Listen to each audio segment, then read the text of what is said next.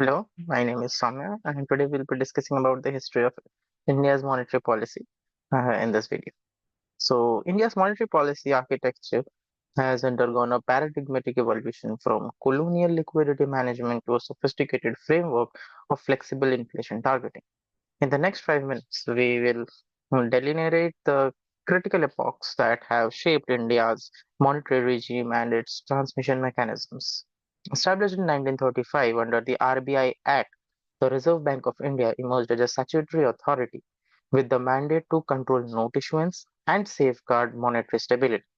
The initial policy paradigm was predicted on maintaining sterling parity and maintaining liquidity via open market operations and bank rate adjustments, mechanisms that were still rudimentary but laid the groundwork for institutional monetary discipline. Post 1947, with nationalization in 1949, the RBI's role expanded in tandem with India's socialist planning.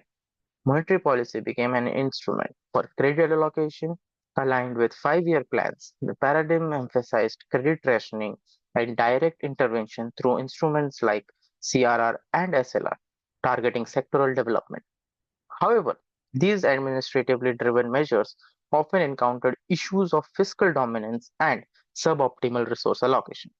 The nationalization of major commercial banks in 1969 intensified the focus on credit planning, despite expanded expanded financial intermediation.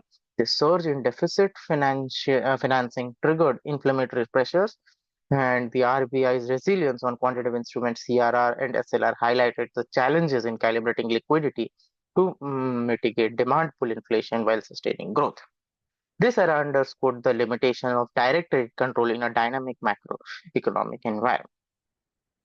Next, in 1991, the balance of payment crisis that catalyzed the paradigm shift, guided by the Chakravarti Committee, the RBI transitioned towards a monetary targeting framework, an approach leveraging intermediate targets like M3 growth to anchor policy decisions.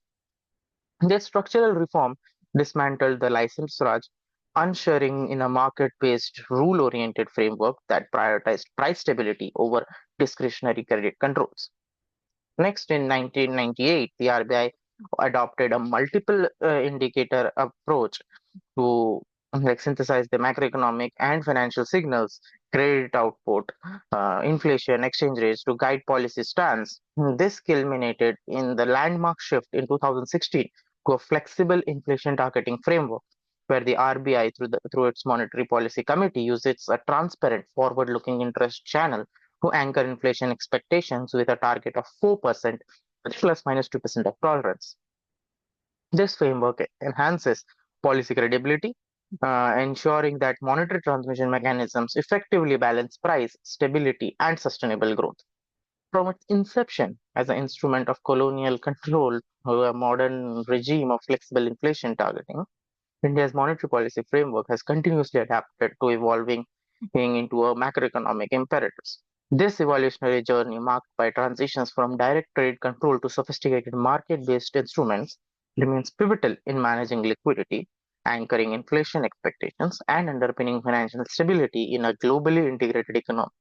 As India navigates emerging global headwinds and structural challenges, the efficacy of its modern policies will be critical in sustaining growth and ensuring its economic resilience. Thanks for listening to me.